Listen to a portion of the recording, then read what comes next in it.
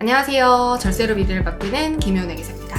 오늘은 종합소득세를 신고하는 방법과 종합소득세 세율이 어떻게 적용되고 결국 내 세금이 어떻게 결정이 되는지에 대해서 알아보도록 하겠습니다.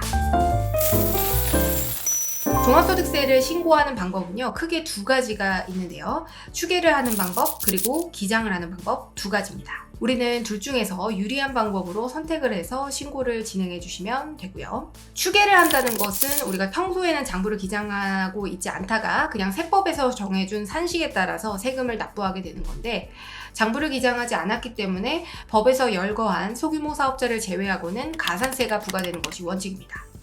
이 가산세는 무기장 가산세 20%에 해당이 되거든요. 따라서 기장을 하는 것만으로도 이 20%의 가산세를 줄일 수 있습니다.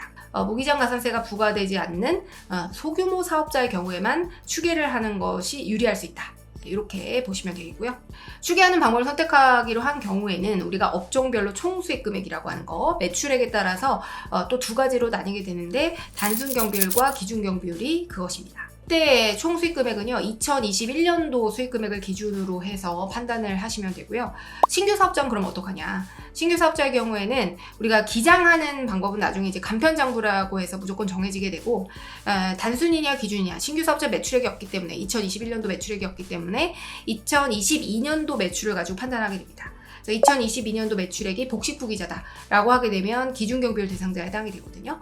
그래서 그 부분은 따로 판단하시면 되고요. 추계를 하게 되면은 매출액에서 그냥 일정 금액을 세법상 정해진 산식에 따라서 일률적으로 빼주기 때문에 적격증 등등을 갖추지 않아도 비용 처리가 가능하거든요.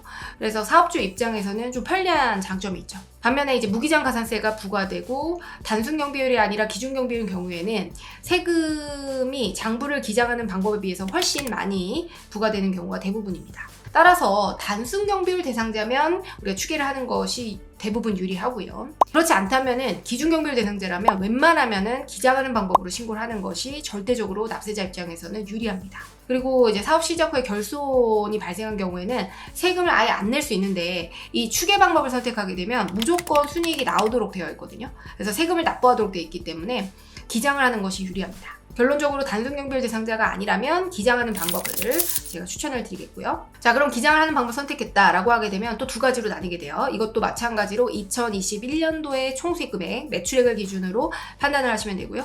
간편장부냐 복식부기냐, 이 두 가지 중에서 선택을 하시면 됩니다. 간편장부는 굉장히 간단해요. 일반적인 가계부라고 생각을 하시면 되고요. 매출액이 얼마인지, 비용 항목이 뭐뭐인지 단순히 나열해서 기재를 하시면 되기 때문에 회계나 세법에 대한 여러 가지 지식이 없어도 아주 간편하게 작성할 수 있습니다. 반면에 복식부기 방식은요, 복식부기 방식에 따라서 장부를 만들어야 하기 때문에 전문성이 요구됩니다. 그래서 복식부기 의무자부터는 웬만하면 저희와 같은 세무대리인을 통해서 의뢰를 하시는 것이 좋습니다. 만약 간편장부임에도 불구하고 복식부기 방식으로 작성을 하게 되면요, 장부의 신뢰도가 높아지기 때문에 우리가 세액공제 혜택이 있어요. 세액의 20%를 공제받으실 수 있고 최대 100만 원을 한도로 해서 우리가 세액공제 받을 수 있어요. 그러니까 세금 아낄 수 있는 것이죠. 그래서 기준경비율 대상자에 해당이 될 경우에는 간편장부나 복식부기 방식으로 기장하는 것이 유리하게 되고요. 또 간편장부 대상자는 복식부기로 기장하게 되면 더 유리하겠죠. 이렇게 이제 열거된 신고 방법을 선택하면 홈택스에서 신고를 진행을 하시면 되고요. 홈택스에서 전자신고를 하거나 요즘 모바일 홈택스라고 해서 손택스라고 하죠. 그래서 여기서도 신고를 진행할 수 있습니다. 그렇지만 웬만하면 저는 이제 PC 화면에서 신고하는 것을 추천을 드리고요. 만약 직접 하기 어렵다면 저희 디자인텍스로 연락 주시면 되겠죠. 자, 그럼 이제 종합소득세의 세금이 어떻게 결정되냐, 세율 구간이 어떻게 결정되냐, 이런 것이 궁금하신 분들 많으시죠? 제가 방금 말씀드렸던 방법들이 있죠. 뭐 추계냐 기장이냐, 이런 것들은 소득을 결정하는 방법이에요. 그러니까 매출액은 정해져 있고요. 거기에서 비용을 빼면 순이익이 산정이 되는데 이것을 소득이라고 보시면 돼요. 세금은요, 이 소득에 대해서 부과되는 겁니다. 그래서 남는 게 없는데 세금을 낸다? 이런 일은 있을 수 없어요. 남으실 거예요. 조금이라도 남으실 거예요. 그래서 세금이 부과되시는 거고요. 그래서 어쨌든 우리가 뭐 단순이든 기준이든 간편이든 복식이든 순이익이 결정이 됐다면 이제 세액이 얼마인지 결정을 해야 되는데, 세율은 다음과 같이 결정이 됩니다. 자, 종합소득세는 이제 여기 보시면 과세표준이라고 나와 있죠? 이 표를 보시면 과세표준이라고 나와 있는데 과세표준에 따라서 달라지게 되고요. 1200만 원에서 10억 초과까지 구간이 이렇게 나뉘어져 있습니다. 내가 매출액이 있고 어쨌든 비용이 있고 해서 결정된 순이익이 6천만 원인 경우를 가정해 보겠습니다. 자, 6천만 원에 해당이 되는 경우에는 여기 보시면 4,600만 원 초과 8,800만 원 이하 구간에 해당이 되어서요. 24%의 세율이 적용됩니다. 즉 과세표준은 여러분들 순이익이라고 생각을 하시면 되고요. 내가 세금이 얼마인지, 세율이 어떤 구간인지 한계세율 구간을 확인하고 싶을 때는 이 과세표준에 순이익을 대입을 해보시면 됩니다. 그리고 여러분들이 세금이 납득되시지 않는 케이스들 있죠? 대체 왜 내가 번 것도 없는데 세금을 이렇게 많이 내? 하시는 분들은 이 계산산식에 직접 넣어보시면 아, 이렇게 세금이 나오는구나 이렇게 생각을 하실 수가 있는 것이죠. 자, 그래서 순이익이 6천만 원이다 라고 하게 되면 요 24% 구간이 적용이 되고요.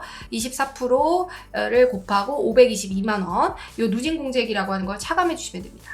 그렇게 되면 이제 918만 원으로 세금이 결정되죠. 네, 그리고 여기 918만 원만 생각을 하시면 안 되고요.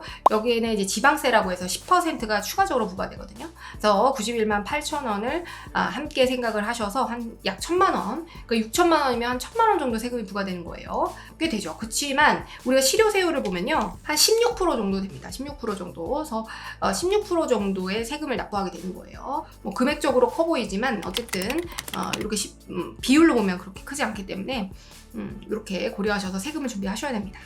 네, 이렇게 종합소득세 신고가 끝나면요. 이게 끝이 아니고요. 이 종합소득금액, 결정된 소득금액 6천만 원에 대해서 건강보험료 정산입니다. 그거는 이제 11월에 정산일이기 때문에 그거는 뭐 세금처럼 줄일 수 있는 방법이 없어요.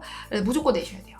그래서 이 부분도 함께 고려하시면 좋을 것 같습니다. 그래서 오늘은 종합소득세 세율 구간이 어떻게 결정되고 신고 방법이 어떤 것들이 있는지에 대해서 알아봤는데요.